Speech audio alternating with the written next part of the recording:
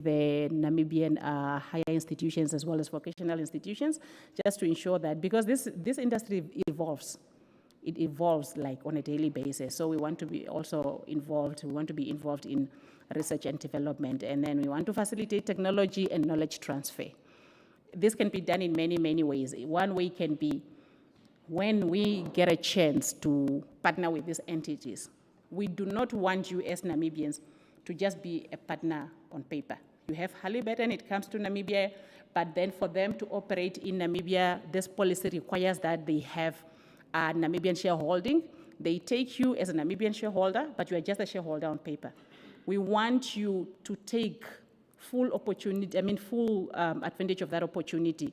We want you to ensure that you fully participate in all the processes for you to understand the technology, for you to be knowledgeable enough to create your own standalone entity that will be able to fully operate in that space, say 10 years from today.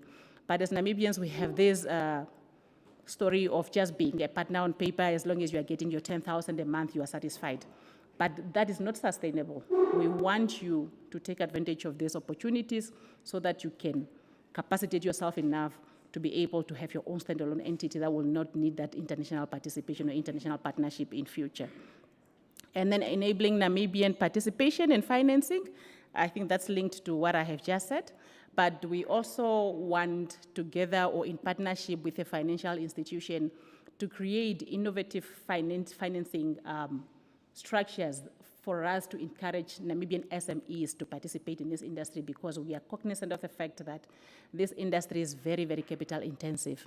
And without you having innovative financing or finances that will ensure that you participate, you might not be able to, you might only be partners on paper for many, many years. And then we want to foster collaboration between international and local entities. By this, for us to do this, we will have very, very strict requirements, such as to say for a company, like for an example, in Ghana, what they do is that for a company to offer services to the industry, it has to have a Ghanaian 10%, a Ghanaian company holding 10% in that contract. And that company, that Ghanaian company that is holding that 10% should be 51% Ghanaian shareholding. And it should be 80% managerial roles. And unskilled roles or non-managerial roles must be 100% Ghanaians. So we want to come up with similar strict measures to ensure that Namibians are really given a fair chance to participate, and not only on paper, to meaningfully participate for these skills and for these skills to be transferred to the Namibians in time for us to be able to start controlling or managing our own industry. And last but not least, we want to maintain localization of services and procurement. For instance, you have entities that are operating in a country like in Namibia, but then their procurement division sits in Houston. For these people to absorb Namibian entities, we want them to have the procurement office or the procurement division sitting in Namibia, so that they are able to then give that access to the Namibians to participate in their tenders, etc. We don't want entities, they operating in Namibia, but their legal division is in Houston, or HR division is in Houston. How will Namibians be recruited if these people are recruiting from Houston? So what we are saying is that all services, the support services, those that can be operated from Namibia must be transferred to Namibia. So these are the ambitions of this policy, of this policy. And for all these objectives, we have clear strategies that we will adopt to ensure that these objectives are realized. They are all clearly outlined in the local content policy. Oops. Sorry. And you're probably wondering if we can fully take care of our industry. Why do we need international firms, or why do we want to start with low local content requirements, or why do we want to take a phased approach? Like I said earlier, this industry is very, very technical intensive. It needs specialized expertise.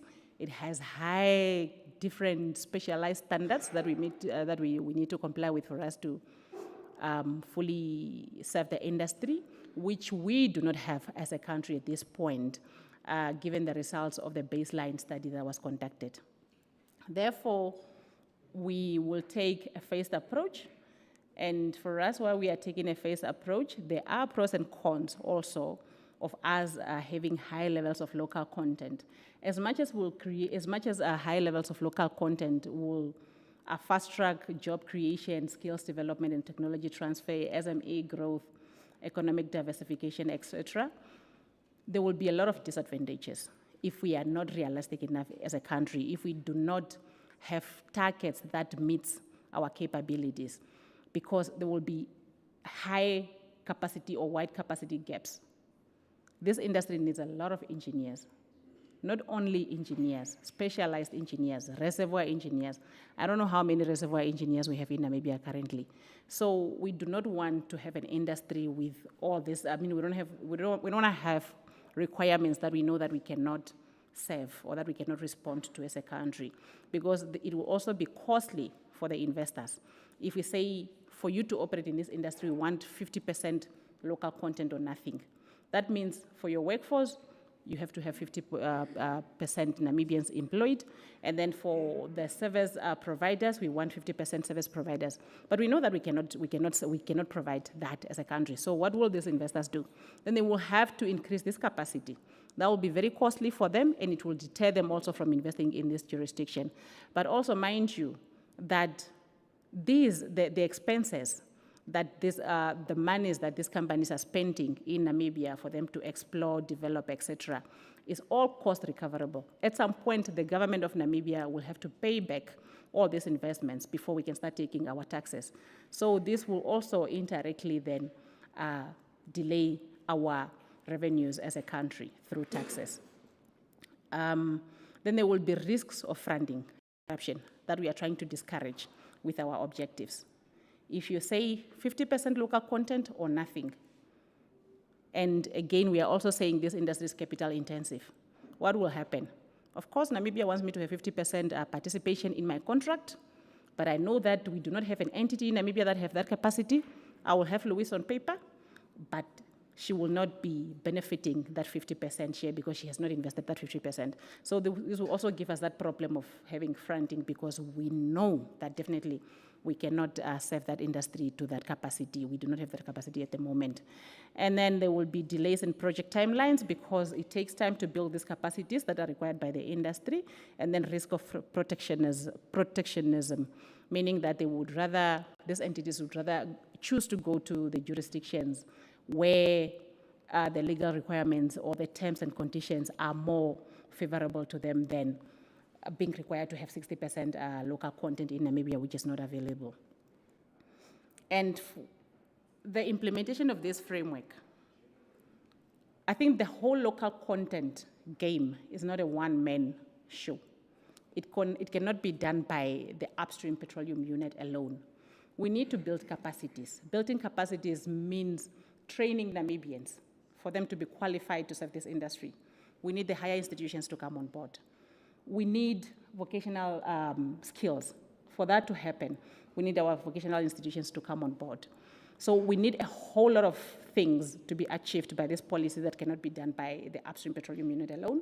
Therefore, we have a whole lot of implementation entities. The 4 that I have here are not conclusive. The list is long, but these are the key. So the upstream petroleum unit will ensure compliance, and this I have explained earlier, that the entities operating in this space will be required to provide local content plans, and they will be required to be doing local content reporting on an annual basis to tell us that we had planned to capacitate or to train 10 Namibian engineers, and for the first year we have achieved 3. The following year, this is the plan. And so the petroleum unit will be the entity now that will be receiving these plans, that will be doing the data verification. And where there's non-compliance, there will be hefty penalties through fines, sanctions, etc. This is all to promote transparency and to safeguard the national interest. And NAMCO, which is a national commercial entity will be going on with its mandate. They will be there, they will be still operating or participating as a commercial entity, but they will also be used, or they will be there as a government's watchdog to safeguard the state's commercial interest again. And Petrofund to date has trained more than 400 Namibians in petroleum-related skills. They will continue with their mandate of ensuring that they provide scholarships, they provide skills, that they support research, build local expertise, foster gender and youth inclusion. Women and youth are at the heart of this policy. We want to ensure that there's women and youth mainstreaming, that we are not left behind. And the operators now will be the ones who will be carrying the heaviest duty when it comes to the implementation of this policy, because they will be required to ensure that we agree on a plan for local content development, and then you comply with this plan on an annual basis. If you don't, you will be penalized for not doing so. Like, just to give you, just for context, in the case of Ghana, what they do is that for you to use an expat in the upstream industry, it has to be approved by specific entities. If you use an expat without the necessary authorization, the penalty is a salary, 1 month salary of that expat times 12.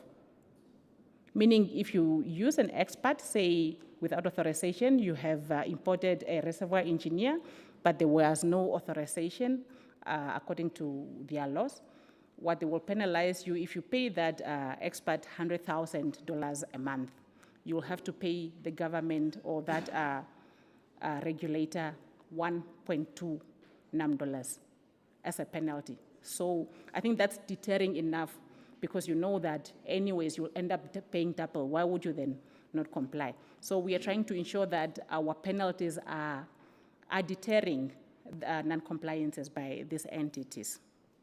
So to conclude, this policy will apply across the whole upstream chain that I explained earlier, that upstream starts from exploration through development to production. And we want to ensure that we are as transparent as we can see, as we can be as a regulator, that we have robust reporting and monitoring frameworks that will ensure that there's fair and transparent treatment for all the oil operators, and that we are inclusive and we always apply global best practices. And there will be regular reviews of the policy or of the requirements, because local content requirements differ per stage of the chain. Like, the local content requirements that you would have at the development stage will not necessarily be the same as what you would have at the exploration stage, because you require different set of skills, different amounts of workforce, etc. So we want to ensure that we monitor the developments, and then we review these requirements on a regular basis for us to ensure that we are always fit for purpose. And the overall goal of everything that I've been talking about is to ensure that we have shared prosperity, we reduce inequality in Namibia, because you know, as small as we are, we have one of the highest Gini coefficient globally. So we want to ensure that we use this industry to reduce that. And then the sustainable development in the country through the petroleum resources. And that brings me to the end of the presentation.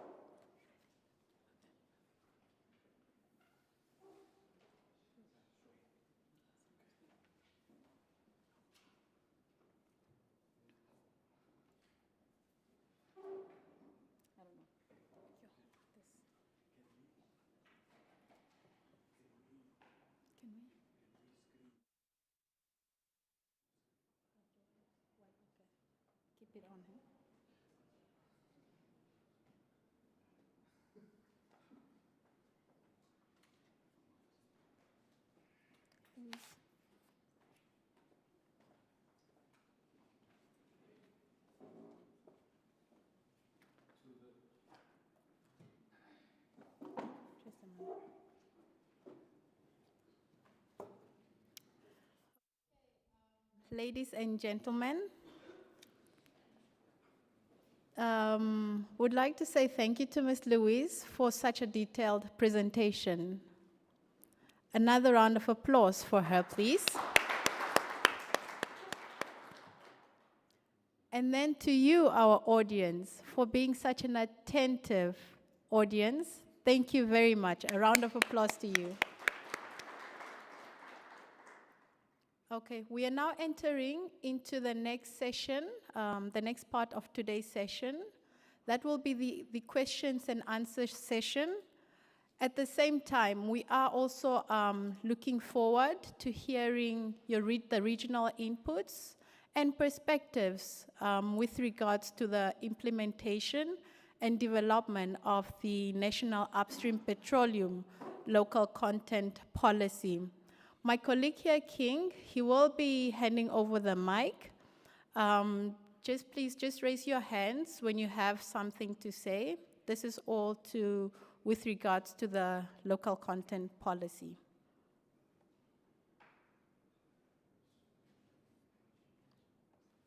Do we have any questions? We are here to listen. Testing. I will take 3 questions at a time so that the panelists may respond. Good afternoon. My name is Nelson Kandume from Otjiwarongo. My first question is,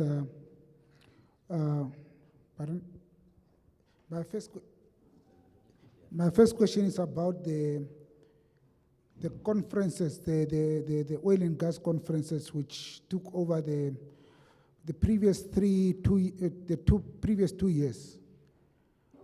What I wanted to know from the representative of the President Office, why, first of all, whoever organized these conferences, I don't know whether the President Office can give this answer. I hope it's the President Office. First of all, the entrance, the fees to enter the conference is between 20 and 30,000. To get for you to the charges of the fees. There are certain charges of fees which they are charging for you to participate in that conference, which makes it difficult for a normal Otjiwarongo resident, a person like me, to attend that conferences, which already mean that Otjozondjupa residents are excluded. Not Otjozondjupa, but let me say most of the majority of Namibians. It's so expensive. Secondly, this conference is attended by international investors. So it's a direct question. It's an issue of Chomis Cup. If you're having 40,000, 30,000 to enter this conference, then it's the only way you can see this partner from whichever country is. Can you bring this thing to the end, please? It's a request to the Office of the President. Open it. Let a person from Otjiwarongo pay $200 to enter this conference. Secondly, why are you only holding these conferences in Windhoek? What are you hiding behind it? We are Namibians. Ohangwena, Kavango, Katima. All of us need investors. Can I put a special request? Can you bring the next conference? I know, is it the private sector organizing the conference, or is through the President Office? I don't know what is happening. But can you organize the next conference, oil and gas one in Otjozondjupa Otjiwarongo? That's my next request, because we also want to see these investors. Thirdly, I'm in roads. I'm in roads. I don't know anything about oil and gas. I'm in roads.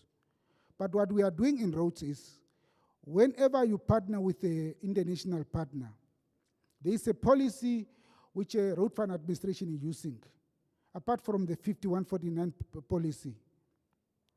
5 years, there is a a compulsory agreement you enter with the SME for 10 years, Namibian SME, where you cannot withdraw and say, I paid you out what, but it's a permanent agreement for you to get a certain tender through road fund administration. So those are the policy road authorities is using. So mine was specifically on the two questions: why only holding the conference in Windhoek, and why is the fees to attend this conference so expensive?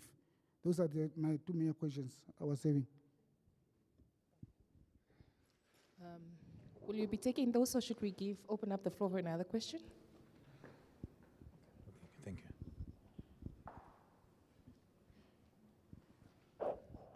Yeah, thank you very much. I just, I've listened very carefully to the presenters, and I've not heard any correlation between local content development and the other sector that is also developing energy, which is green hydrogen.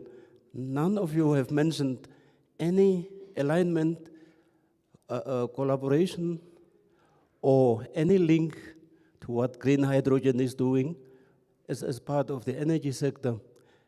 And then I've also heard over the radio that the European Union has given about €1 million for skills training, especially for Hartab and Karas regions, for students. And here I'm hearing that Petro Fund has already trained 400 students and so on. But who is actually coordinating all these efforts, and how is it aligned between the different sectors? Thank you.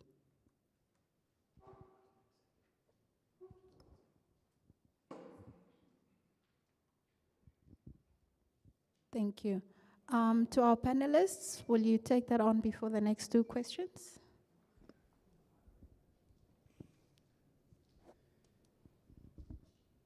Thank you so much for the questions. On the issue of oil and gas conferences, these conferences are not organized by government. Government is not part and parcel of setting up these conferences and also determining the fees as well as the venues. These are all private companies that seize opportunities on how to promote themselves, promote the industry. Hence, they are the ones that came up with these initiatives. We have seen that it started with one conference, and we have seen a number of conferences taking place in Windhoek. I think there is now 2 major conferences that targets oil and gas in Windhoek. We have also seen another one that is taking place in Walvis Bay under the organization of the Youth Oil and Gas Summit that took place in Walvis Bay. And I think there's another one on local content that is also coming sometime. So these are all conferences and summits that are organized by the private sector. It's not government-led.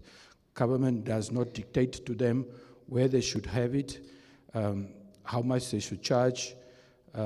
However, we are invited as representatives of government to come and present and give our inputs in terms of the topics that they would want us to give the message to the masses as well as the international community. So these are the platforms that we, as government, participate. But your concerns are valid. It has always also been an objective of government that, whatever we do for the interest of the country, it should reach all levels of the communities. And I think affordability is also one aspect that needs to come through. This particular session is online.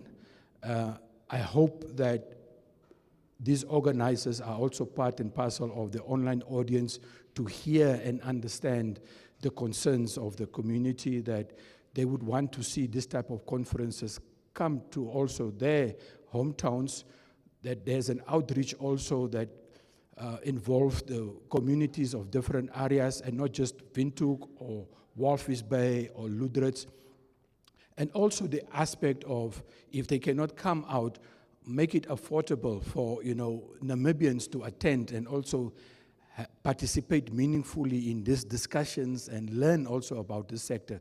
So your contribution, it is a very valid contribution, which I believe can be echoed to those particular companies. Thank you very much for that particular concern. I think I have addressed both your questions. And then there was a question of correlation alignment with green hydrogen, with oil and gas, and the other energy sources.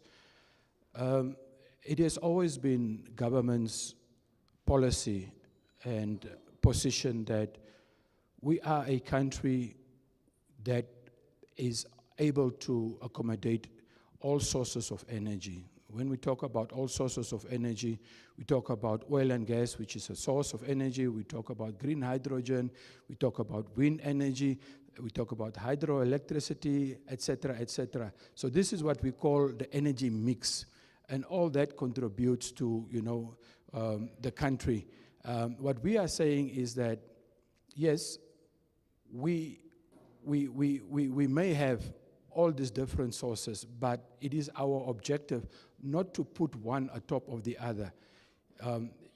Our policy is that the energy mix is what government wants to achieve through all these various energy sources. And it will be a bit, how can I put it, disadvantaged to say that no, oil and gas or green hydrogen should be prioritized. No, I think our objective is to embrace all these sources of energy into an energy mix that we ascribe to. I hope I answered your question. If there's still not yet a clarity from my side, please do have a follow-up so that we can give you the best possible response that we can give you. Thank you.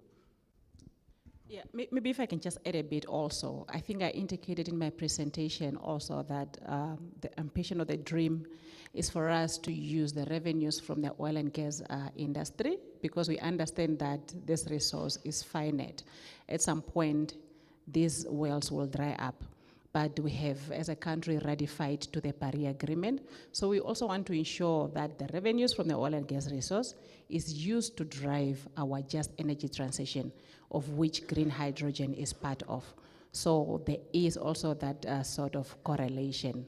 It's like the head of the unit indicated. It's not this or that. It's a mixed energy approach. And maybe also to add on the first question on why only in Windhoek. I think there's also issue of capacity. Can Otjiwarongo host 1,000 visitors at once in a week? So there's that issue of capacity also, because it has been looked at. I understand it has been looked at, because even Windhoek itself sometimes struggles to host these conferences. So there's also that issue of capacity, if maybe we can also develop the hospitality industries in other regions, that can be done. But yeah, it was a good contribution. Thank you.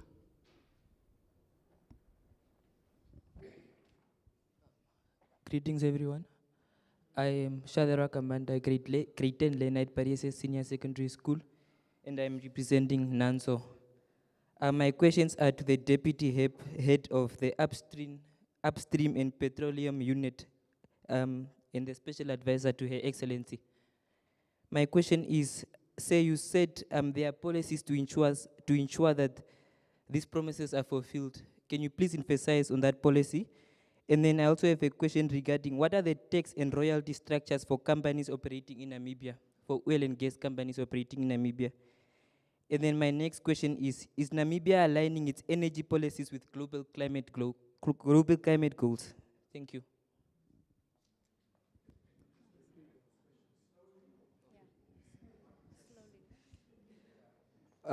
Okay, my first question was, you stated that there is a policy that ensures that these promises are fulfilled.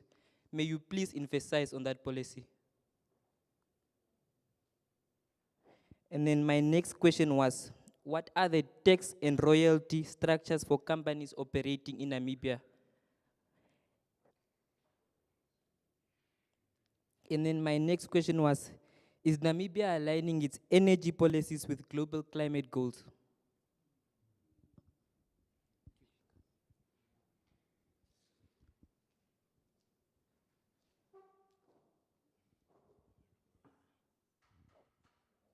Yeah. A very good afternoon to you all. Thank you very much. I think I stand to appreciate the presenters for a very insightful presentation.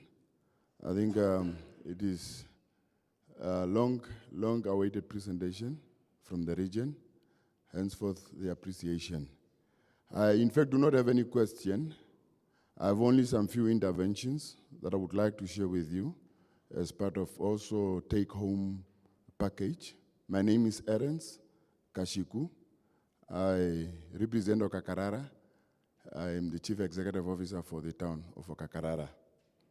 My first intervention is, I think you have made mention of the recent oil and gas discoveries in Namibia.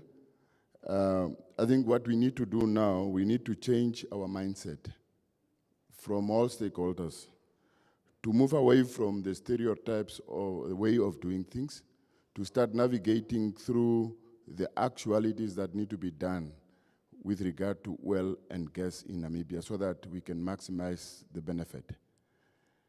Another one that I wanted also to look at was, I think the policy has spoken volume, but we need to aggressively find modalities that gives preferential uptake and funding to young people to pursue careers in gas and oil, and petroleum engineers to ensure clear succession and also knowledge transfer. It's a good thing to speak about the vocational and other institutions to come on board, but it's also a different story altogether to have a curriculum that speaks to what we would like to have in the industry. So I think the starting point should for us first to capacitate the institution, either through proposing curriculum that speaks to what we want in the system, or either to take or to have a deliberate funding for students to go out, study, and bring this knowledge back into the country. Finally, I think Mrs. Dangero, am I right? Emphasize on participation in upstream petroleum space that defines our local content, but let that not only be lip service. We want to see how this can impact our local SMEs and also develop local economies of scales. Because Namibia is popularly known for having good policies, but there's a serious challenge with regard to its implementation of these policies. We need to be very pragmatic and have a defined policy implementation strategy and have a clear monitoring instruments that speaks to change of narratives. Otherwise, we'll just be coming into rooms speaking, but going back with the same, remaining with the same narratives. I think what I stood for is just to appreciate the comments from the speakers. Thank you very much. Yeah, good afternoon, everyone. I'll just grab the mic since it was close to me. My name is Okeri Kasete, representing Resano Oilfield Services. I really also want to appreciate for the government to create this platform where we can engage meaningfully and contribute to the local content policy.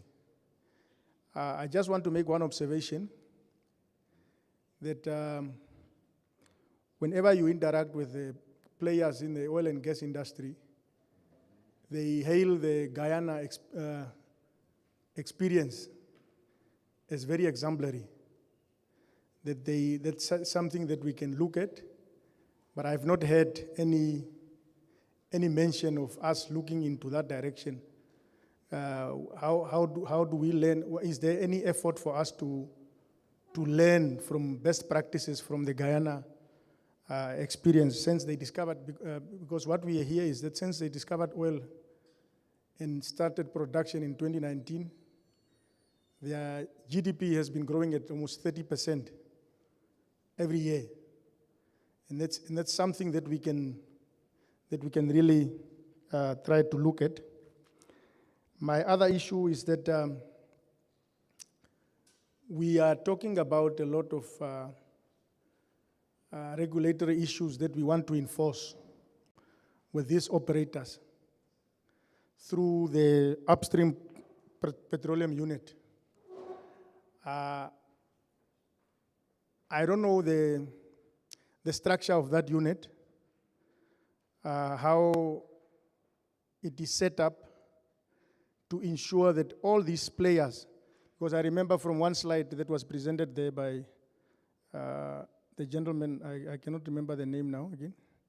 There was a lot of players there in the field currently holding licenses. And I would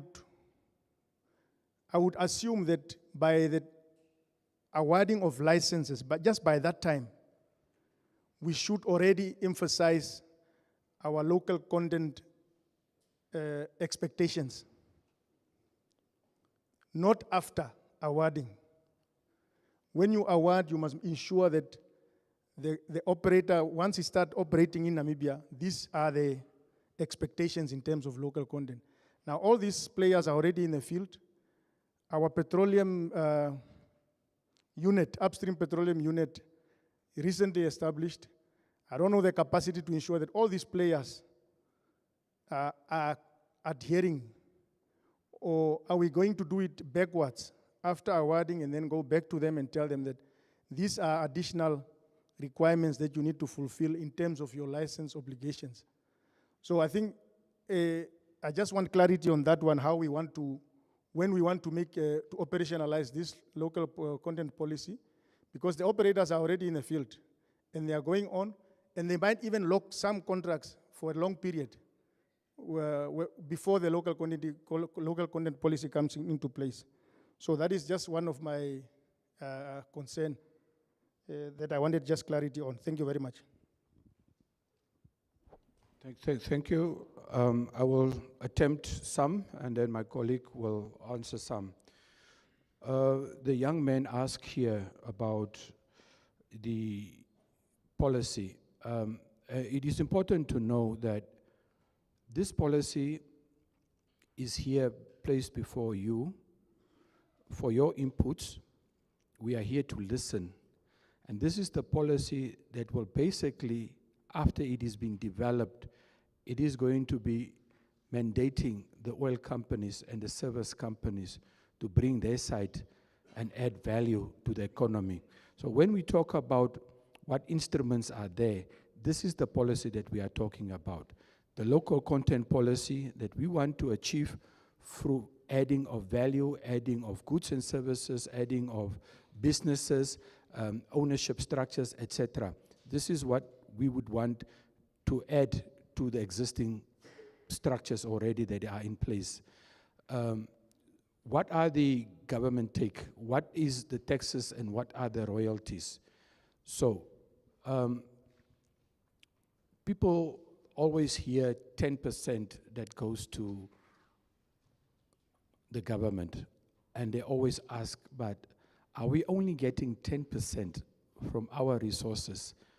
Who does these resources belong to? Is it ours, or does it belong to the investors? And if it belongs to us, why are we only benefiting 10%? And I think that is what sometimes the narrative is within the country. Let me just give clarity on that. You will be surprised to hear that the total government take from a producing oil field is not 10%.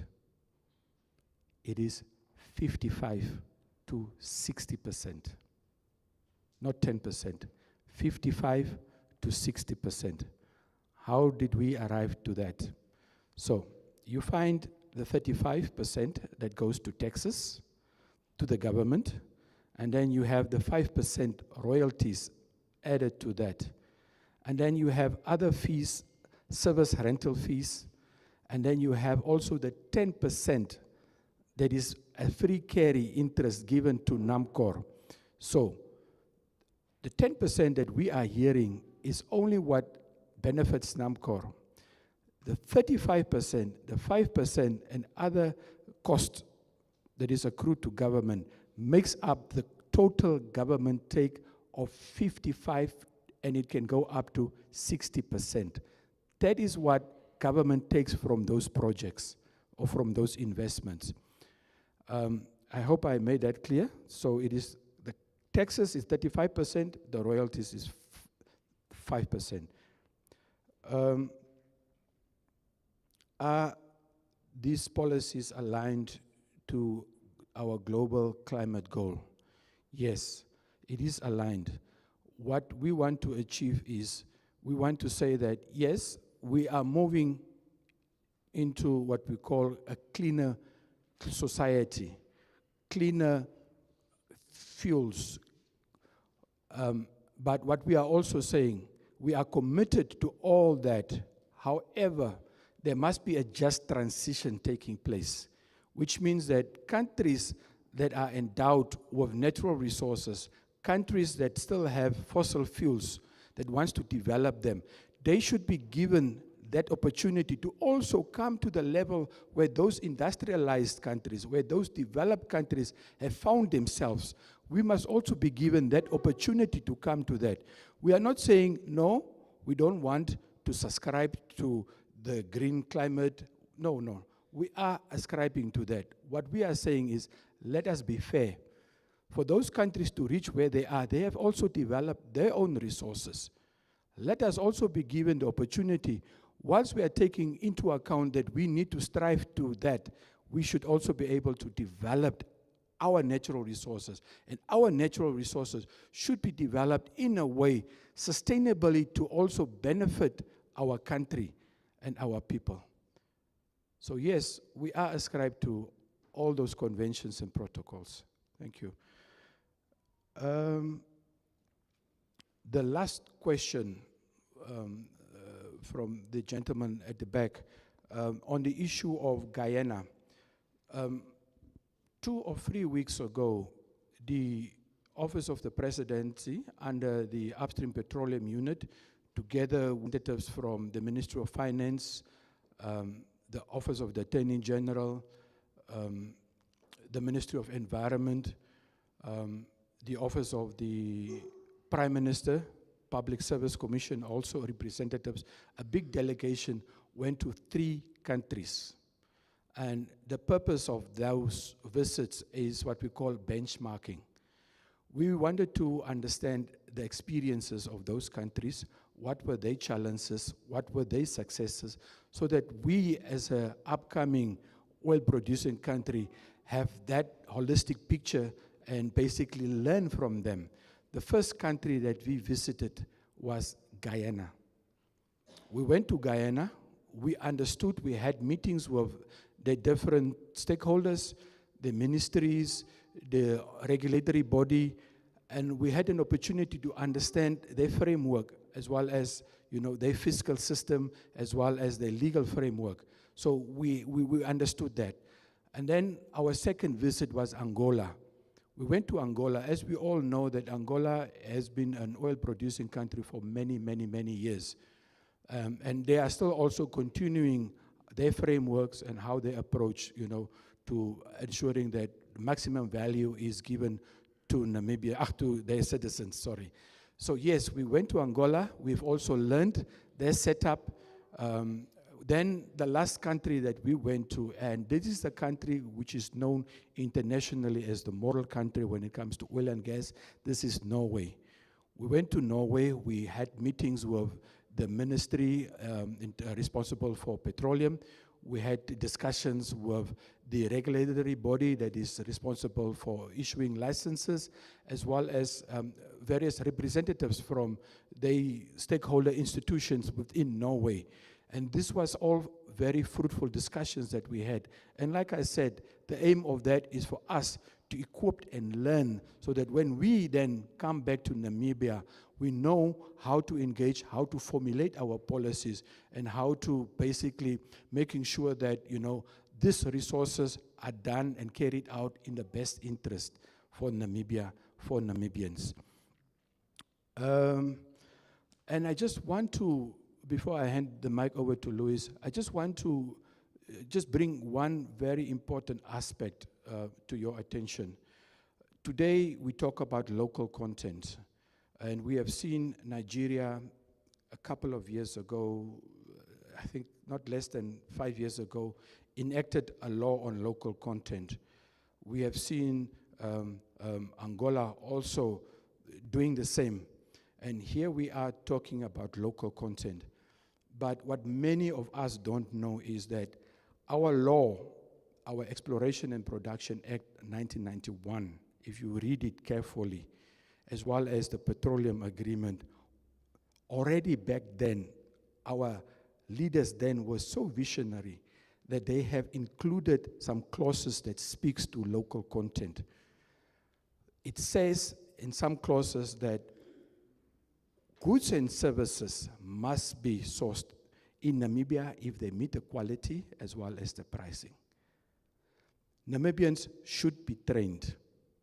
So already we are talking about local content as far as 1991. We are the forebearers of local content. Nigeria only recently enacted a law on local content. Angola also recently. So we are the forebearers, but what we want to do with achieving of this policy, we want to crystallize, we want to maximize that. We want to give clarity and better meaning so that these particular provisions that are already embedded in our laws are more strengthened so that what we are talking about has got more meaning, more value, because in the law it only speaks broadly about this should be done, this should be done. Now the policy and its subsequent amendments will now come to how this should be done and how we should monitor it and how should ensure that what we want to achieve cascade to meaningful economic value to our people. So I just wanted to bring that clarity that we already started already in 1991, even before discoveries have been made with our local content provisions in our laws. Thank you so much. I think you've spoken to everything. Maybe it's just to add. There was a gentleman on the issue of curriculum. Oh, okay. Yeah, maybe, yeah, it's linked to what I wanted to add also, that I mentioned that to date, Petrofund had trained over 400 Namibians. The funding for Petrofund to do that has been provided by the industry, by the operators, because the petroleum agreement that we have, that we use currently, requires operators to provide a certain amount of funding for training of Namibians. And this is the amount that goes to Petrofund, that Petrofund administer on behalf of government. Meaning way before we even made discoveries, Petrofund has been training Namibians in petroleum-related fields using monies provided by the operators in a space. So this ties into what the deputy head of the UNED has indicated, that we've been practicing, we've been encouraging local content even before this policy. This policy is just to amplify what we have in the Act and in the petroleum agreement. With regards to the curriculum, of course, that's still the mandate of Petrofund, and they've been doing very, very well when it comes to that. They have been engaging all the vocational training centers. They've been engaging NAST, UNAM, etc. I think they even ended in a few MOUs with these entities. And even of recent, they sent a number of Namibians to Indonesia for them to get trained in vocational trades. So, of course, we are at the fore of that, and Petrofund is spearheading that when it comes to institutional capacity development, we are on it together with the industry, in partnership with the industry. Even recently, I think Halliburton donated, or what did you attend in? Yeah, maybe if you can also talk to that. Yeah.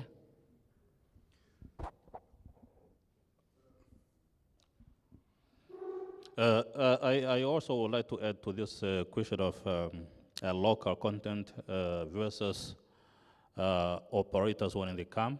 When we award them licenses, we should also provide them with a policy so that they start off with local content.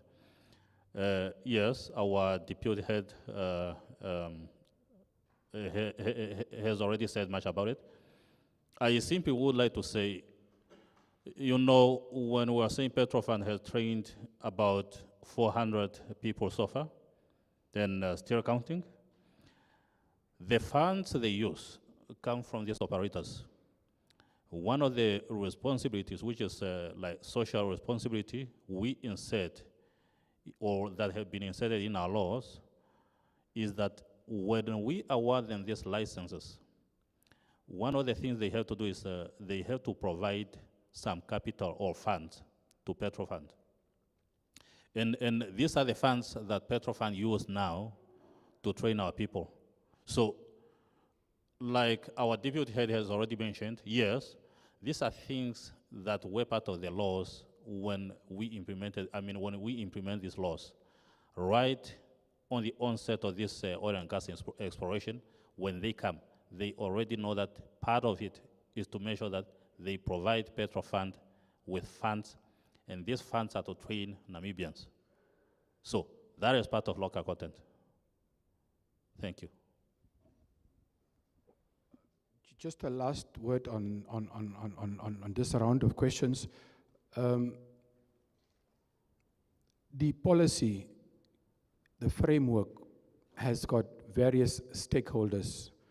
The policy is speaking to the oil companies, it's speaking to the service providers, it's speaking to the educational tertiary institutions, it speaks to the financial sectors, it speaks to the insurance sectors as well.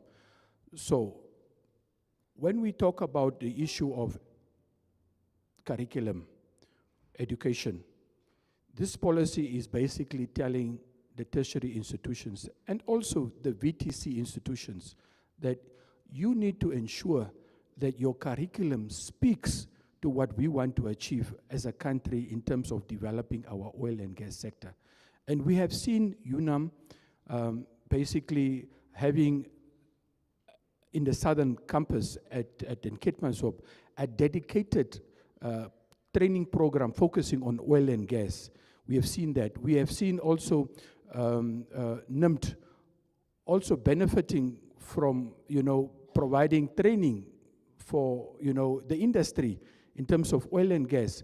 So this is just to add to say that all these stakeholders are being addressed by this policy, and they need to come to the table, and most of them already have done so, ensuring that, we as a country are ready when we are starting to produce. Ladies and gentlemen, the main core of the policy is found based on these objectives. I want us to look at these objectives and see whether these are the objectives that truly speak to what we want to achieve in the policy. Your concerns, are they being addressed by these objectives? If not, can you propose objectives that you feel are not talking enough about this? Because this is basically the heart of the policy. Thank you so much.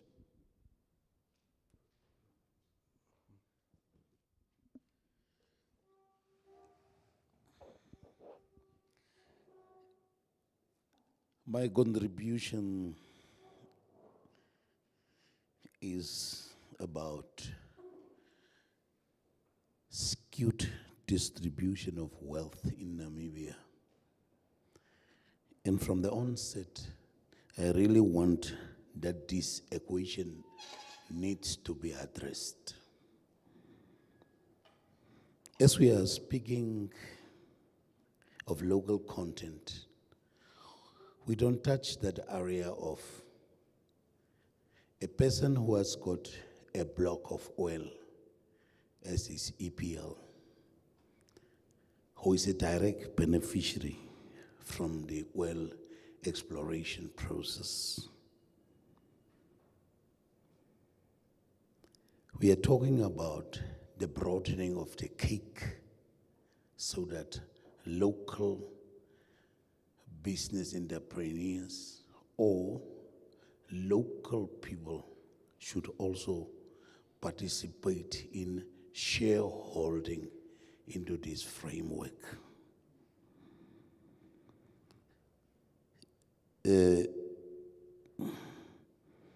We saw in the newspapers that the president, together with the president, our president with the president of Botswana,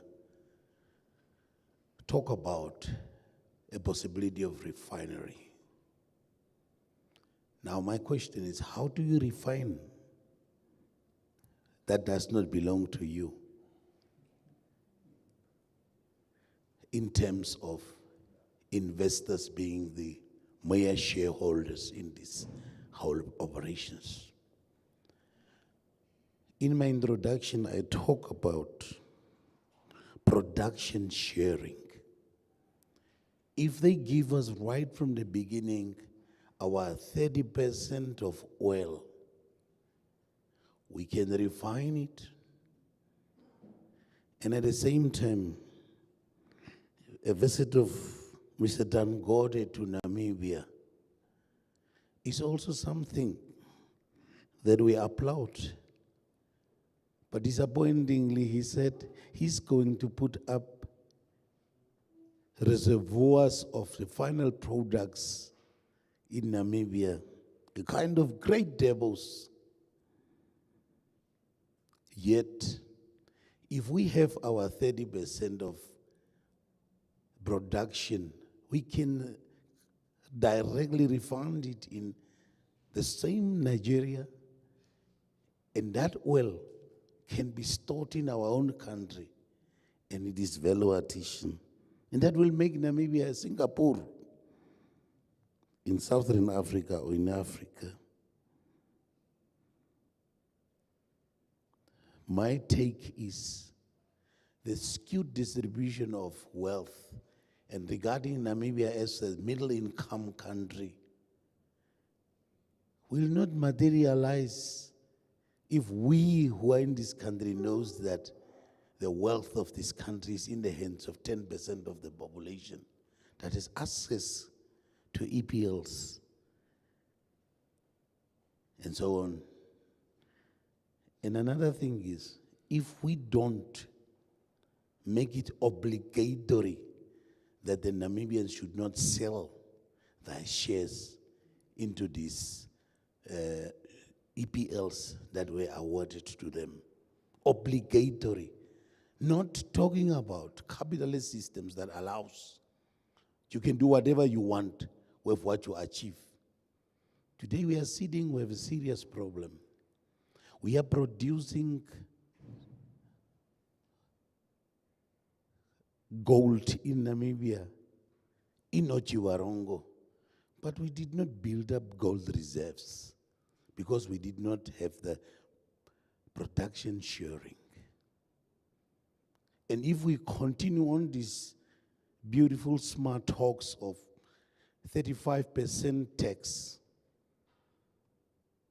during the first stage of De Beers Namibia 50% shares, De Beers were alone in controlling the percentages according to their own accountants. And we merely could not see, we were on the receiving end just to receive our 50% without checking the whole process, from the production to the market and value addition. Having this in mind, I'm scary about the 35%, 5% and 10% NAMCOR. it is now time that Namibia should take a center stage. And as brutally it is done in Burkina Faso, take a bold stand. If oil is ours and the production means is the investors, how would we know that these people will tell you, we invest so much billions into this industry, we did not reach the mark-even point, we did not reach the mark-even point, our projected cash flow at the background of our production means did not correlate. Therefore, we don't say nationalize it. We say, since their input in capital was too large, give us 30% of the production so that we can process our final product through raffinery at any place of our convenience. And then we can share the cake. And then there must be a clear-cut policy documents that will direct the income from oil to go directly to development of the have-nots at the left-hand side of the railway line. We do not know whether Dubai is looking like Dubai. We had an American dream to go to America to see beautiful movie stars. But upon our arrival in America, when we realized what is Harlem, we realized it is not the reality that these people are showcasing. They have still their skeletons in their coffins. Based on that, I propose that the original documentation and the local content should indicate we must share production means. When I grew up, some 50 years ago, they said Rosing has got only a lifetime of 10 years. 50 years down the memory line, Rosing is producing big quantities of uranium. Yet the government has got only 10% shares into that Rosing. It changed ownerships. Now it is high time that we buy shares into that big mining companies of those that are already ongoing, and support our president's take on increasement of our percentage shares into that bigger mines, not to threaten the investors away.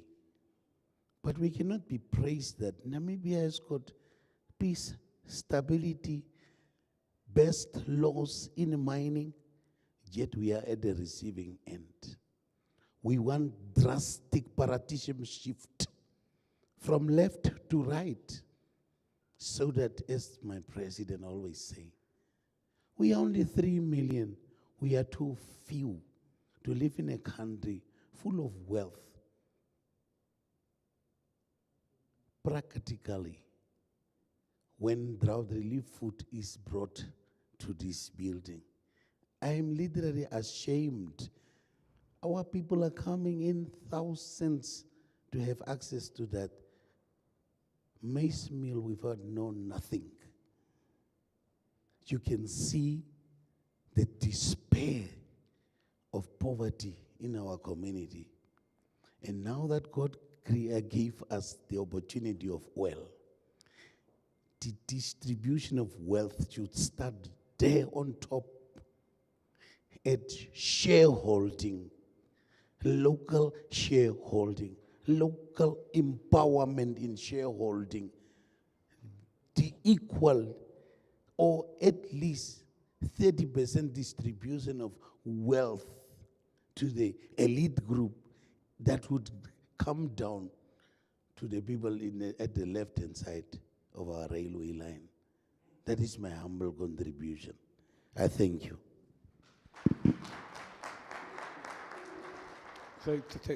Thank you so much, Honorable Governor. Very valuable contributions. Most of it, we will take note of it. Like I said, we are here to learn. We are here to understand and get their inputs. Sometimes we may not have all the answers, but of course, it is the sovereign, the people that are speaking. So we are listening, and where best we can implement, guided by, what is on the ground. Thank you so much for that. I also just want to remind ourselves that there is a reason why the regulation of this particular sector is placed directly under Her Excellency's office. And it is basically to address, some of the legacy challenges that has been plaguing the industry, issues of the skewed distribution, issues of administration in terms of allocation of licenses, etc., etc.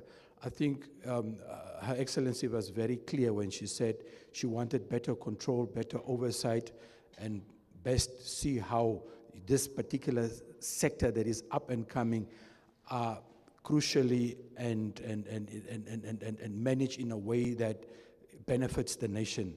And that is why I think the unit was established to ensure that, whatever legacy issues and challenges was there are now better addressed. I think that is what all I can say in this regard.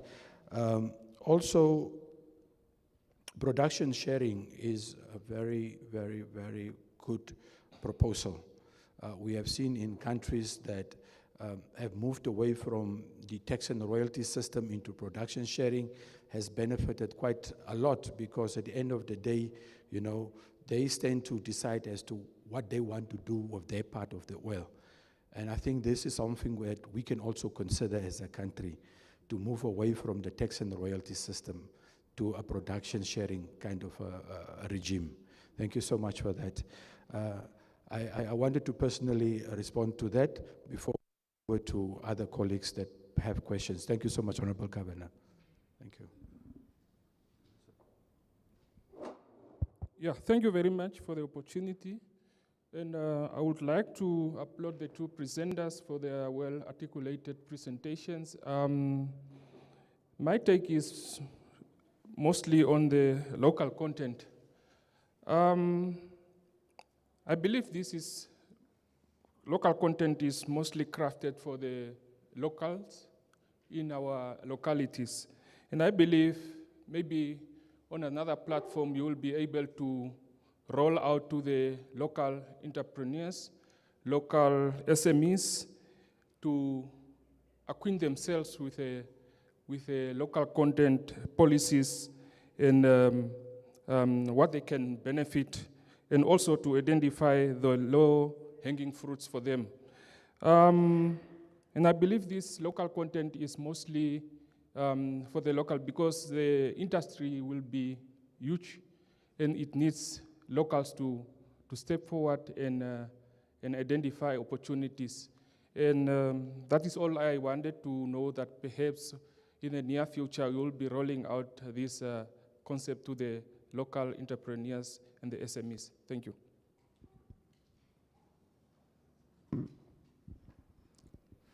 Yeah, I think that's a very good proposal, and we'll definitely take note of it and ensure that we do also have another platform where we can engage our SMEs, our entrepreneurs, to make them understand, of course, where they can participate, what type of businesses or services will be required for the industry. It's a good contribution. We take note. Thank you.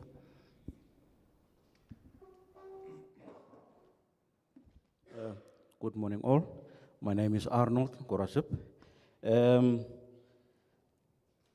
My take was on the capacity or the skills development, and I think my concern or the inquiries that I wanted to submit has been answered by yourselves, Mrs. Louis.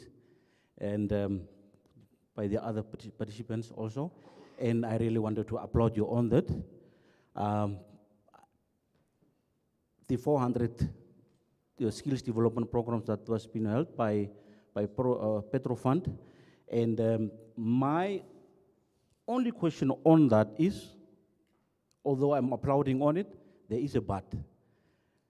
You mentioned about the petrol industry that they are being trained in within. It could have been more better if perhaps be more specific on, is it now on operators, or is it engineering levels? What is the percentage of the skills development within different categories? That could be more better, so we can have a clear idea, because you also mentioned about the concern that we have, that we are not, Namibia is not that capacitated with the required engineers. So we will only be able to participate with a certain amount of engineers. So I think that industry must also be checked on, because there is a concern that needs to be attended to, that you acknowledge yourselves. Yes, and that was the question I had for you, but at the bottom line, I want to applaud you on what you have already done so far. And coming to Mr. Shanika, you mentioned about the offshore and the onshore drilling, one of the basins, and you have touched the cost involved within the operations, and I wanted to ask. I do understand it's quite an expensive exercise. I do wanted to ask what environment impact does it have? The two, the offshore and the onshore. Which one is more preferable if you want to check on the long run, considering your ecosystem that you might affect negatively, but with precaution you can still coexist with the ecosystem within the area and your operations. And you see, when it comes to oil, I don't want to say it's a blessing in disguise. It is a blessing, but it does have its pros and cons. You see, the findings of the oil, it will significantly and positively help growing bring up the economy of Namibia, uplifting the economy of Namibia. But equally, we do have got two industries. This is something that I'm thinking out loud. We've got two industries which are the biggest employers of the Namibians, of the locals. Firstly, it's the agricultural sector and the fisheries. Coming with the oil industry, it lives off the Namibian industry, or the economy of Namibia.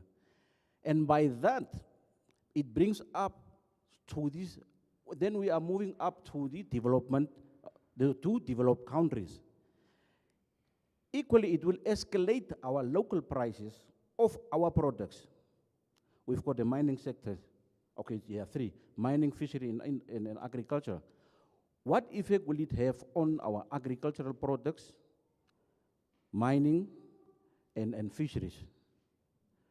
Apart from the environment impacts on price, on the cost prices, export prices. Hence that our economy has been risen from developing to developed. And price changes are coming in there. So it's something that I'm thinking out loud. Hence I'm saying, I don't really want to say it's blessing in disguise, but it does have an effect. And oil industry, I really want to believe in this, the policy objectives. If you keep up to that, we will divert the wealth.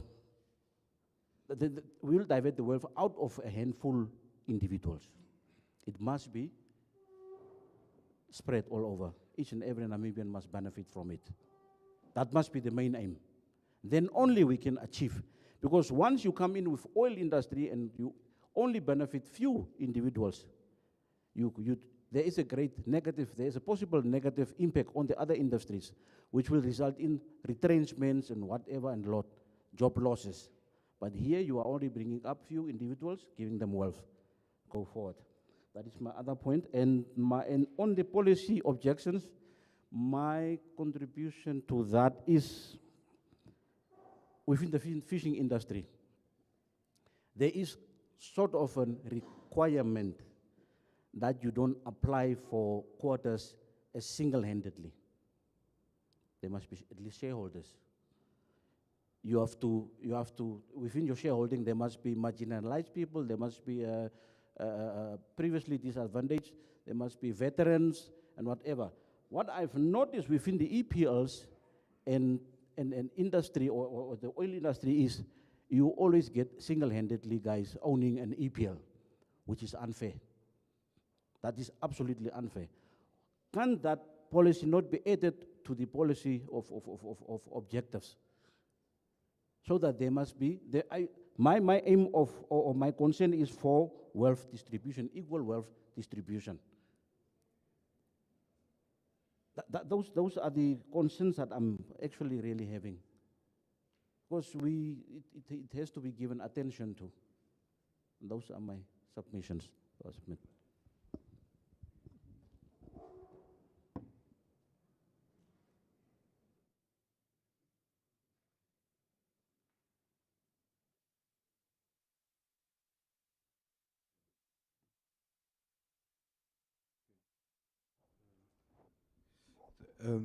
Thank you very much. You mentioned about skills development, and there's actually different ways on how we approach it. When we talk about from Petrofund's perspective, what Petrofund does most and very effectively is that they train or they provide funding for training for programs that speaks to the phase that we are in and the phase that we are about to enter in, which means that we are in an exploration phase, moving to appraisal phase. After the appraisal phase, you will find a development phase and then the production phase. So what Petrofund does is that it sponsors training programs for students that targets those particular phases that we find ourselves in. So we have already enough training being provided for Namibians in the exploration phase. But now, moving now to the appraisal and the development phase, where you would need a different set of skills. That is where Petrofund's target is now. And at a point in time, we will also now move to the production phase, where you will now need specialized skills like metering and auditing, etc., etc. But that does not excuse the training institutions themselves, whether it is locally or internationally, to create, curriculums that speaks to generally the oil and gas sector, that speaks to the different skills that are required through all those value chains, from the issue of exploration, from the issue of appraisal, development, and production. So Namibia currently is seized with not having enough trainers to train, when it comes to the specialization areas. That is why Petrofund, you would see that they sent out most of the students out to other countries to obtain those specialized skills in those type of countries. And I, for instance, I was a beneficiary of Petrofund. I got my training in Scotland, the University of Aberdeen, in oil and gas law, which is not being provided for in Namibia. And it's a very valuable form of skills development center, the University of Aberdeen. However, capacity still needs to be, brought back to Namibia in order for us to also have our lawyers trained in oil and gas law. And I think that is what you speak in terms of the skills development. We need to localize it and making sure that these are happening in country, that the value is here. And then you talked about the issue of how one particular sector kind of overcompensates the other sectors in terms of how oil and gas is basically, when we are in production, revenues coming in, how things are becoming more expensive because the standard of life has increased. That is what we call the typical Dutch disease. The Dutch disease is historically what happened in the Netherlands is that they had other industries, but then when they started discovering gas, a lot of focus was now on the gas, kind of marginalizing and forgetting about the other industries.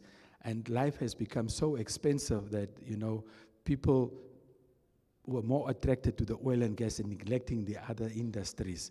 And that caused a kind of a disparity. What we want to achieve in Namibia is that, and part of it, we are talking about the energy mix, you know.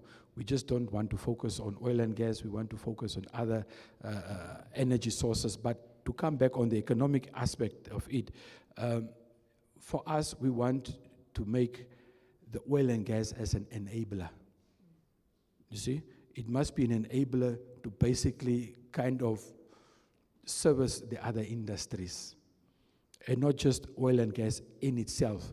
It must be able to ensure that whatever needs are there from the agricultural sector, from whatsoever subsectors, the offspins from oil and gas needs also to come and support those particular sectors, to become an enabler, so that we cannot have those pitfalls that we have seen in the Netherlands, which is known as the Dutch disease. We don't want to repeat that. I always say that it's good that we learn from the mistakes of others rather from learning from our own mistakes. And that is why all this information, it is important for us to learn from them and share also to the nation so that they know that, you know, these are the potential challenges or these are the potential benefits that we can accrue from the oil and gas sector. Luis, do you want to add something on the discussion on that? I think you've said it well, Mr. McLeod. Maybe just to bring it down to the technicalities for all of us to understand.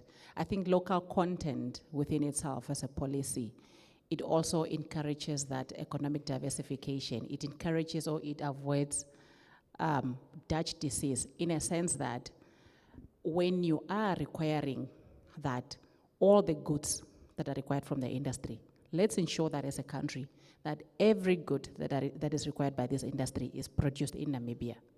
Then it's provoking all of us to think of, what does this industry need? This industry needs safety boots. Okay, then let me start producing safety boots. What do I need for me to manufacture or to produce safety boots? I need leather. Okay, then let's have a veterinary. What do I need for me to get to have that leather? We need kettles. So it goes. And it moves also in all other direction. Water must be procured from Namibia. Then we need to start, I need to have a water filtering company. That water filtering company needs bottles. That bottles should be procured in Namibia. So that in itself also, I think, cures Dutch disease that can be experienced if all the focus is on just the production side of business. Hence, we are encouraging economic diversification with this policy. And I think it was a good contribution by His Worship that we should look for a platform where we can now take through the entrepreneurs on, through all the other services or other businesses or industries that could be or can be created by this industry so that they have an understanding of where to tap into. Yeah, so just to add.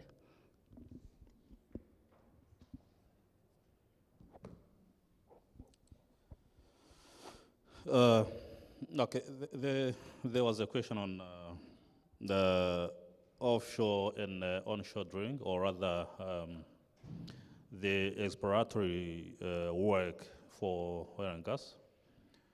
The first question is which one is preferable, looking at the negative impacts they could have on the environment.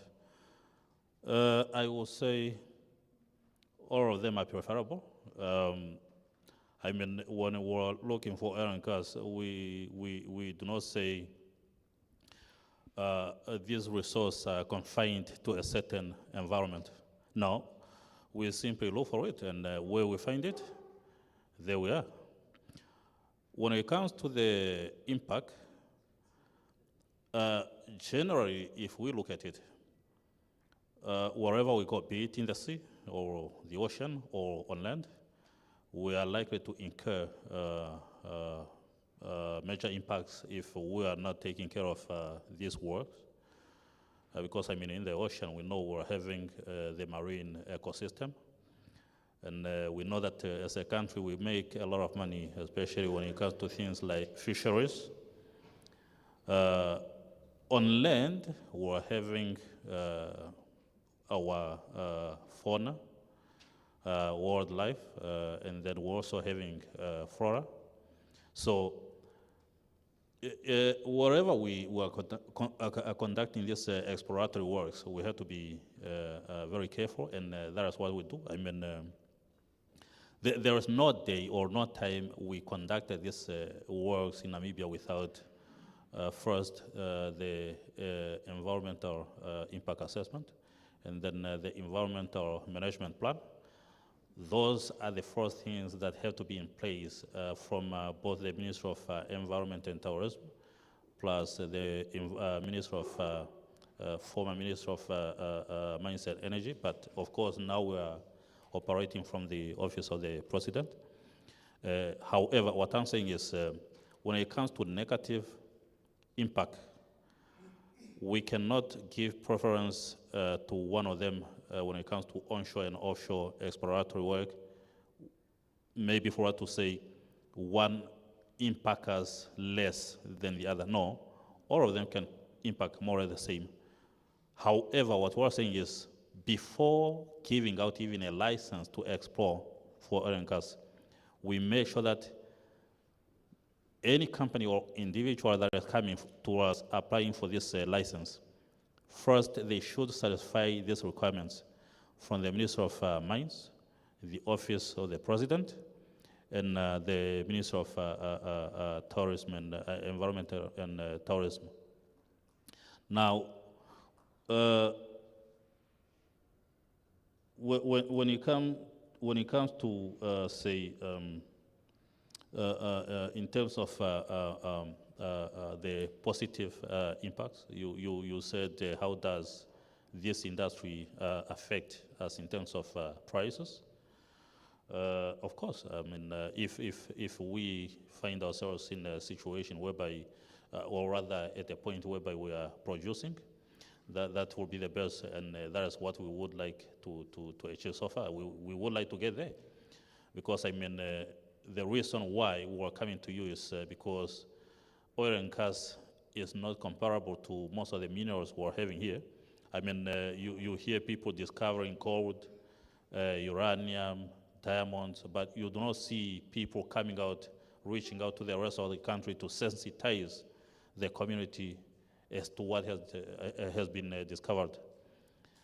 Now, we come out to you because this one, like the Honorable Governor said, it's a stepping stone rather to leapfrogging the boundaries of socio-economic development.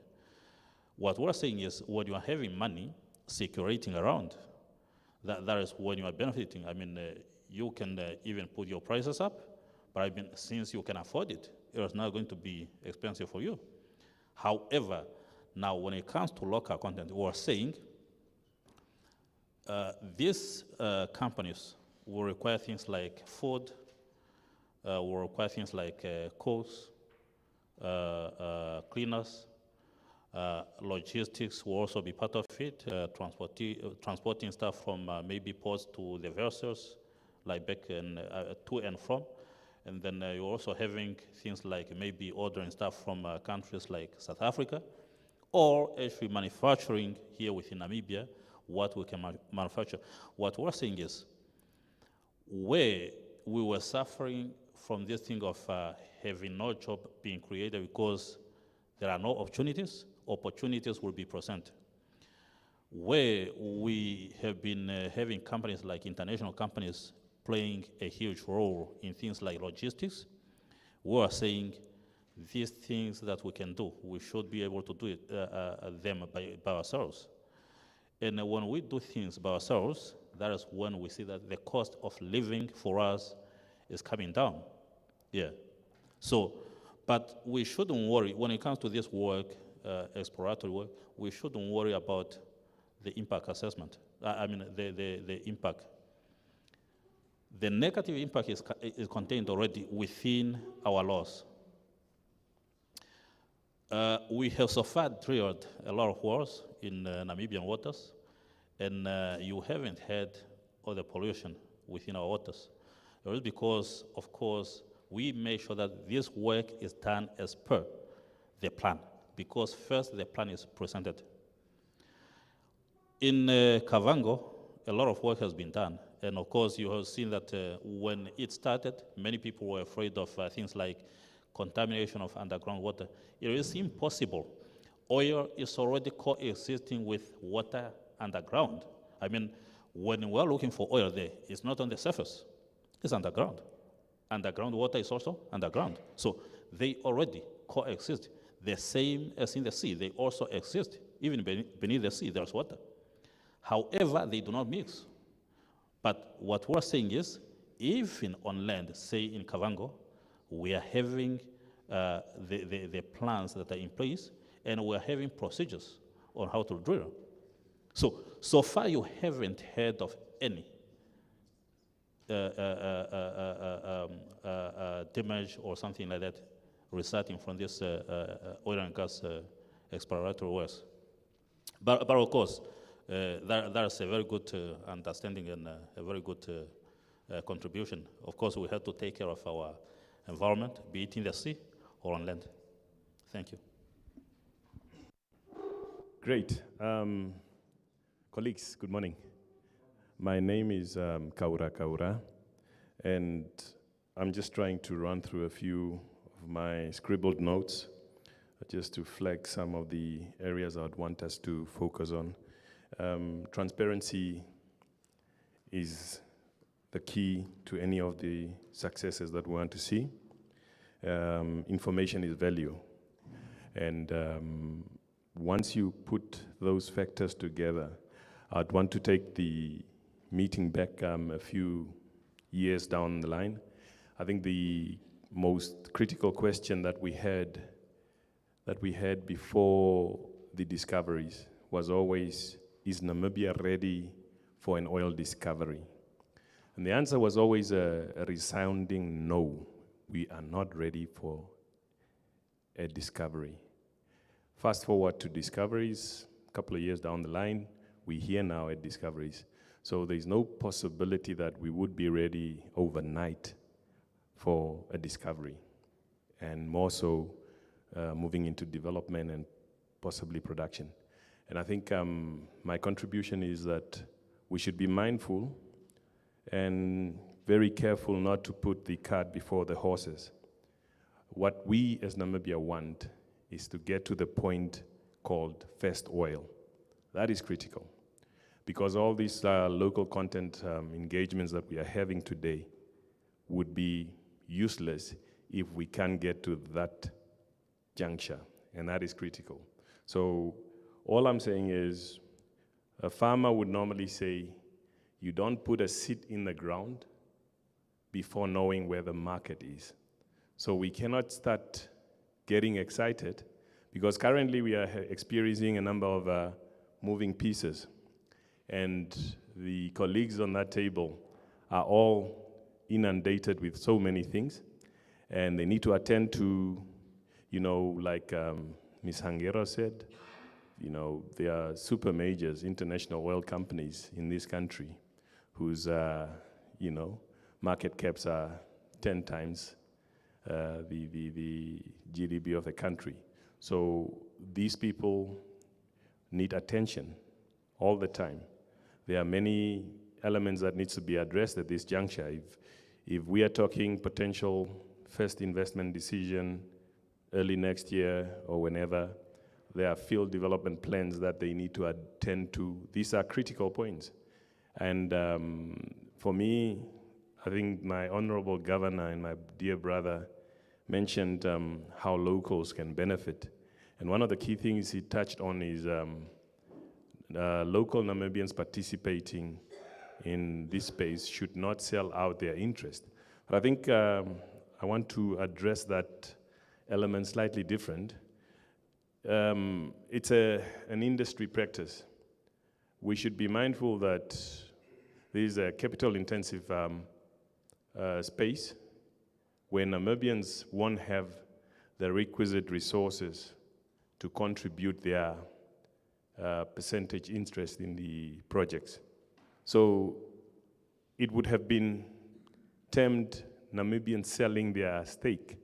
But this is an industry practice where international oil companies all over the world will come here, show, financial capabilities, but more often than not, they would do the initial phase of work, which is called GNG, geological and geophysical interpretation work. And down the line, if they have to acquire the data that my brother Shanika demonstrated there, more often than not, they would reach out to another company to come in and share the risk. So this industry is all about sharing risk. So when that happens, it's ordinarily, these companies do have liquid to the extent of being able to carry out that program themselves. But it's always best if such a risk is shared, because there's a chance that you carry out all this work, but at the end of the day, no discovery is made. So it can be good when Total, I'm using them because they are here, they made a discovery. Let's go a step back. Impact Oil and Gas had the license.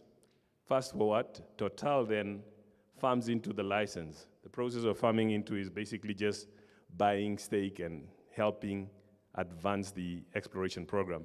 So once they came in, they then also diluted further to Qatar Energy. These are facts. So it can be correct when international oil companies do it to share risk, but locals who do it are then called all sorts of names. Yeah, the locals go there and flip licenses. So we should contextualize it and understand how things operate. So that's my contribution on that element. People should not always look at, you're looking at, you were told there, millions and millions of US dollars worth of work program that needs to be carried out. Which Namibian will be there to do such an amazing thing? And be careful, I always commend the people who drafted our legislation. They were mindful of the effects of, and the capital required for this specific industry, because you will see the difference clearly stipulated when you compare the Mineral Exploration and Prospecting Act versus the Petroleum Exploration and Production Act. The requirements are different, whereby you have a clear outline. I have it on my fingertips, Section 68, subsection G of the Minerals Prospecting and Mining Act clearly stipulates that an applicant for an EPL in that case is required to provide documentary proof of financial resources at their disposal. Now, you won't find an equivalent provision in the Petroleum Exploration and Production Act. Why? The drafters or those who came up with the legislation knew Namibians would be excluded automatically, because that's US dollars, millions of US dollars in that space. Whereas in Namibia, you can raise resources for mineral exploration locally from even local financial institutions. It's not as heavy as it is for the upstream oil and gas exploration. So that's one. Two, what we should guard against, I think most of the aspects of the policy itself are very good in especially holding the international oil companies and service providers, keeping them in check and making sure that they do good to Namibians. But the part that it doesn't deal with is the implementation part. Because what we need to introduce is elements in the policy and in future legislation governing this policy that would outlive all of us. Today I can trust Louise, McLeod, and Shanika, and it goes all the way up to Meshilunga and Her Excellency the President, running the show because of good intentions. But when things change, a new leadership comes in, you want the provisions in the policy as well as the legislation to be what drives these elements. Because why am I saying that? Look at how the fisheries department was run. Quotas. We all try to participate. And all I do is run up to Tsumkwe, get a marginalized member, go to Kaokoland, get a marginalized member, and then put together a company. Is that really doing justice to what the intention is of the local content? The answer is no. A lot of provisions have been existing amongst existing pieces of agreements and legislation. In the petroleum agreement, the provision for local content exists, under procurement, but has it been, fully implemented over the years? Not really. We could have done much better.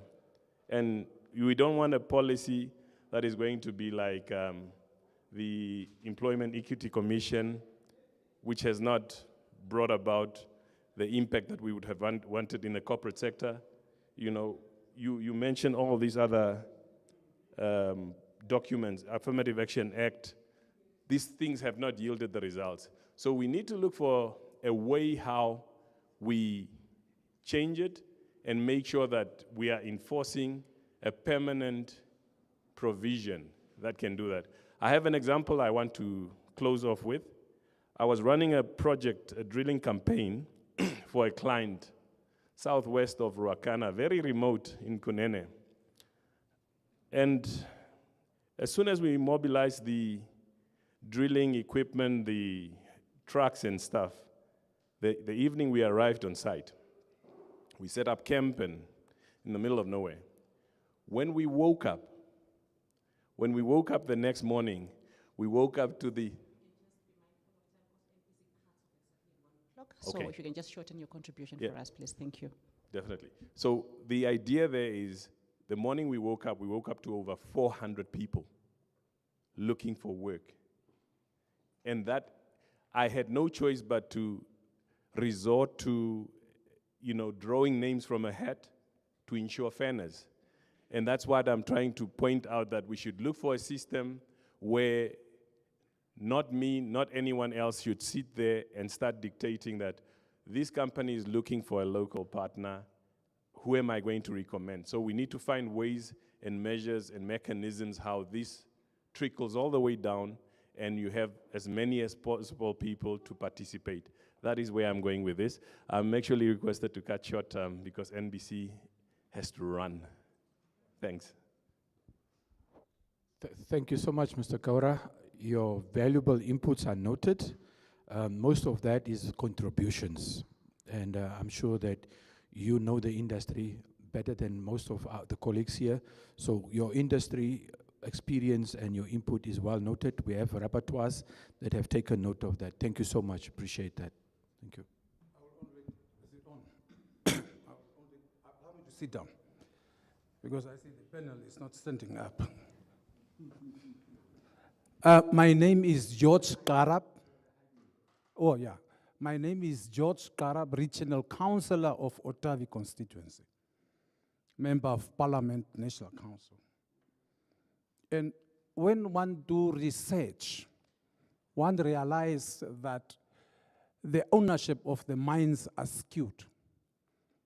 Now, one of the objectives, the first one is establish regulatory and institutional framework for local content. So it's good that we are at the stage where we are establishing.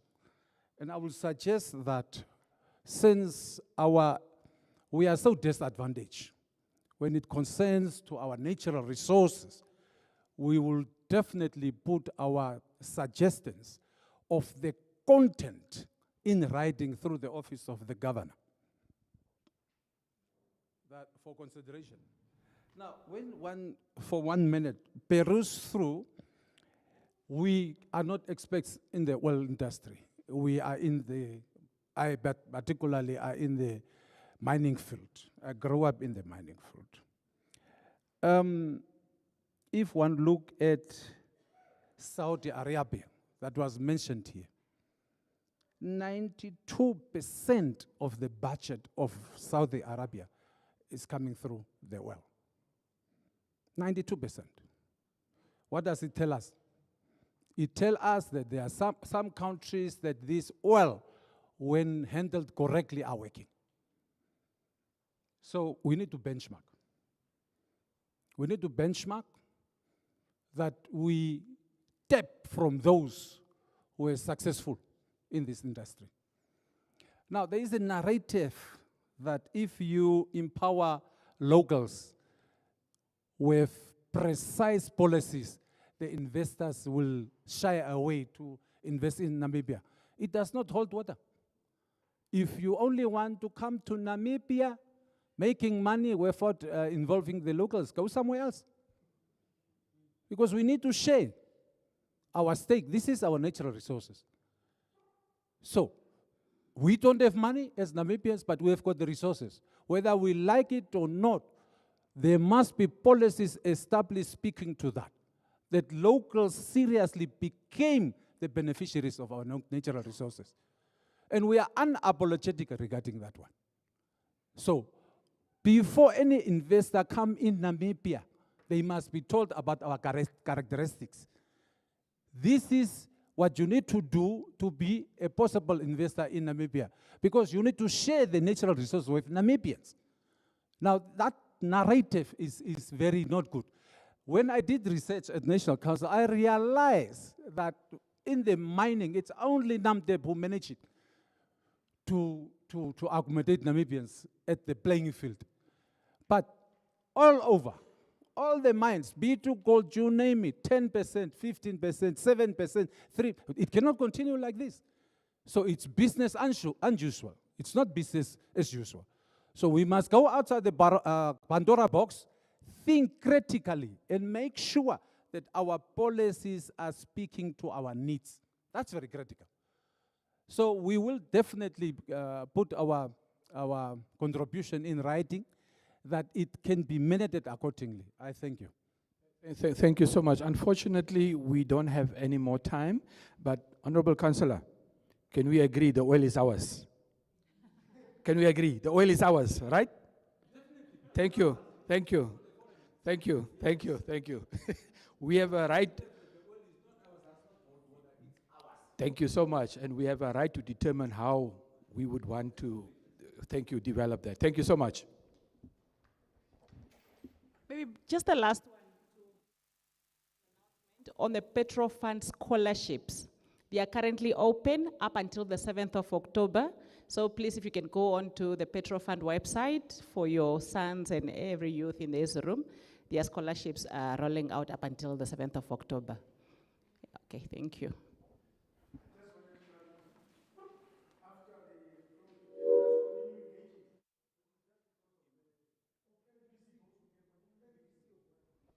So, thank you so much. To these very important consultations. Allow me to remain on the protocol observed. Director of Proceedings, good afternoon. Good afternoon, sir. It is my honor and privilege to deliver a closing remarks at these very important consultations on the National Upstream Petroleum Local Content Policy. On behalf of the people of Otjiwarongo, I wish to extend a warm word of appreciation to everyone who has contributed to the success of this important gathering.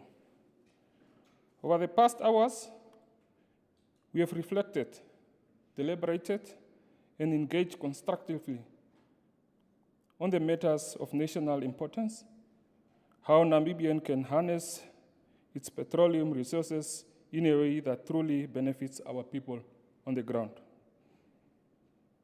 The National Upstream Petroleum Local Content Policy is not just a technical document, it is a framework that will determine how opportunities, skills, and wealth generated from the petroleum activities are distributed across our communities. Local content is fundamentally about empowerment. It is about ensuring that Namibians are not only participants, but leaders, innovators, and beneficiaries in the petroleum value chain. It is about job creations, skills development, enterprises growth, and above all, dignity for our people.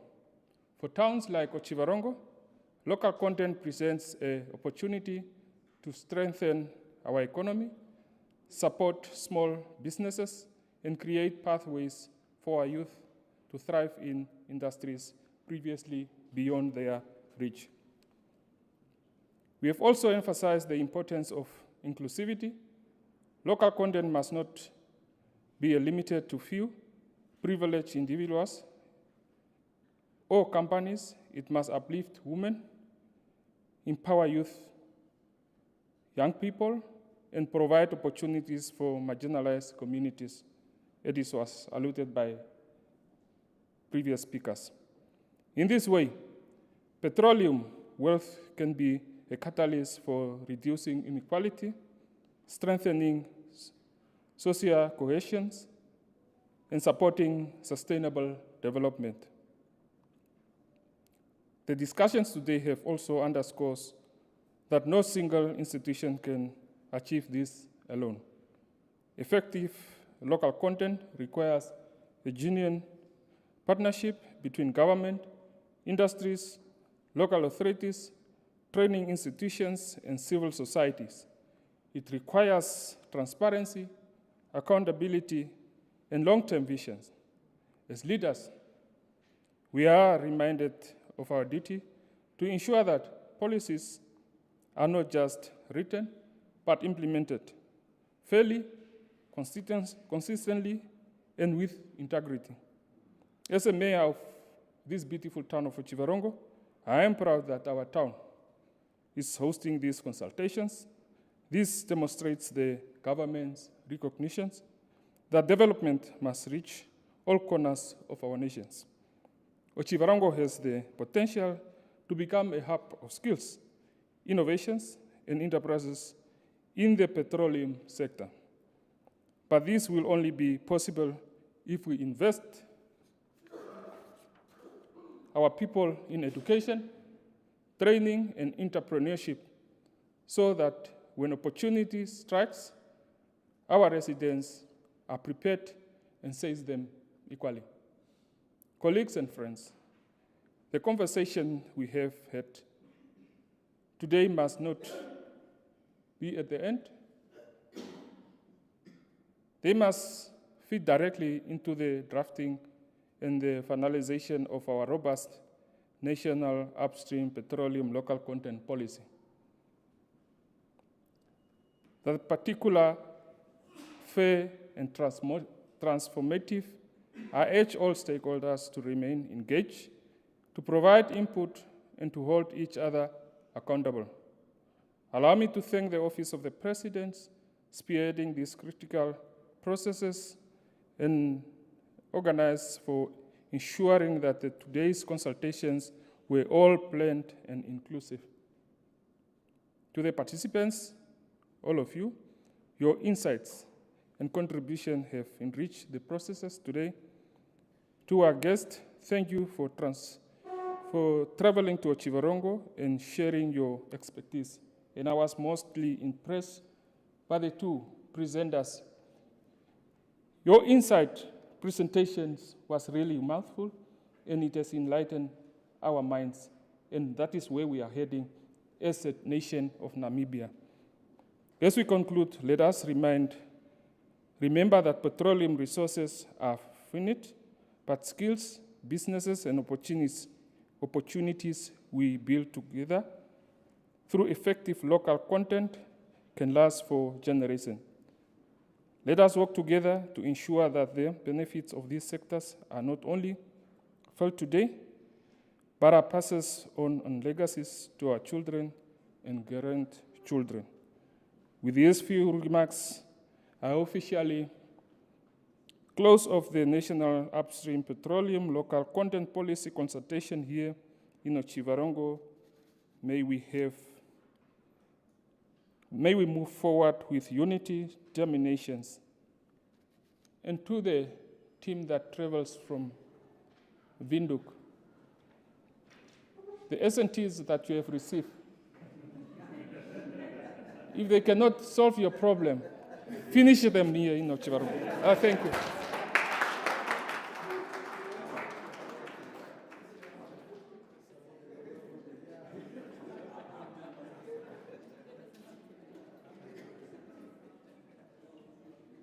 May we please give His Worship Godlip Chibote another round of applause. I'll definitely be finishing my S&T here.